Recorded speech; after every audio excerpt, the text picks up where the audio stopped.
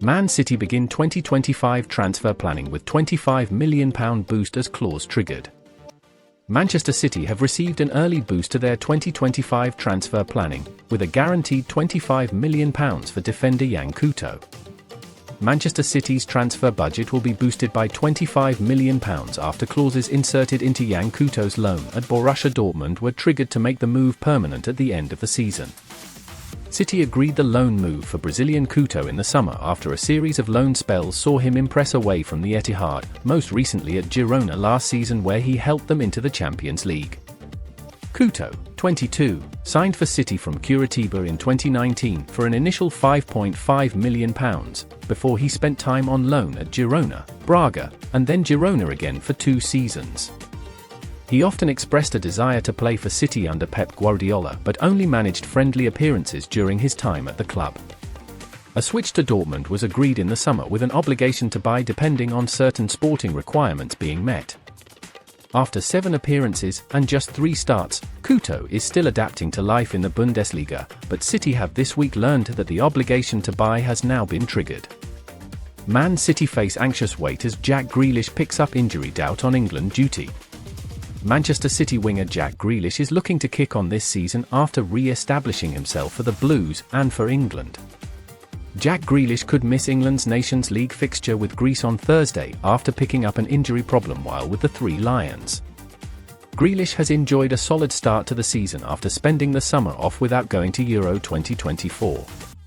He saw the start of his campaign disrupted by a minor setback, missing the first 2 games of the season, but has returned to play a part in every game since for City and England. The winger even started at Newcastle recently, less than 24 hours after his partner Sasha Atwood gave birth to their first child, but now looks set to miss England's first fixture this week as a precaution after missing training on Wednesday. Interim England boss Lee Carsley described Grealish's issue as a slight knocks before adding, "We'll assess Jack later. Our attitude would be we wouldn't gamble with any of the players. It's important we put them first rather than ourselves. They will be okay in a couple of days, so we are not going to take any gambles with them." That stance will be appreciated by Pep Guardiola, who hates for his players to pick up injuries on international duty, especially for non-competitive games. Guardiola does encourage players to take the opportunity to represent their countries when fit, but also backed Kevin De Bruyne's decision to step back from the final 2 Belgium squads of the year to prioritise his long-term fitness. England host Greece and then Finland this week, before Grealish will return to City for a favourable run of fixtures starting at Wolves next weekend.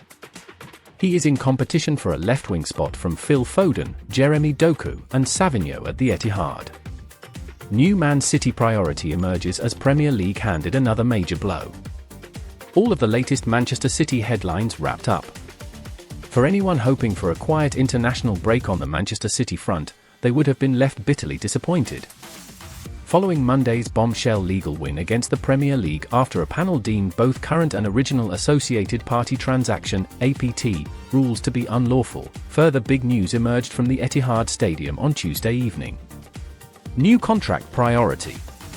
News broke on Tuesday night of Txiki Begiristain's intention to step down at the end of the season. It comes as no surprise to his colleagues at City, with his plans well known for a number of years. Begiristain turned 60 in August and is said to be ready for a less intensive lifestyle. His potential exit has been a very realistic possibility within the City Football Academy for some time, so City have had time to prepare a succession plan. Indeed, reports say a replacement has already been lined up and will begin work in early 2025, ensuring a transitional period to minimize the disruption of such a key figure. The natural question is how Begiristain's exit will impact Pep Guardiola's future. Given how little of a surprise the news will be inside the club, Guardiola will have been aware of his colleagues' intention throughout his decision-making process. In that respect, nothing has changed in regard to the factors Guardiola will be weighing up over his own future. Guardiola has worked without Begiristain before, too. Begiristain left Barcelona 2 years before Guardiola did, and wasn't at Bayern Munich when Guardiola was there. While City must future-proof their hierarchy for life without Guardiola, any new sporting director must surely be able to work with him should the manager be persuaded to sign an extension. For that reason, the director of football appointment is now arguably more important than Guardiola's contract. Government blow for the Premier League. The government will not step in to help the Premier League after they were proven to have acted unlawfully and discriminatory this week in a landmark court defeat. Manchester City challenged the Premier League over their associated party transaction rules, and were victorious in front of an independent tribunal, who found the rules were unlawful, discriminatory, and went against UK competition law.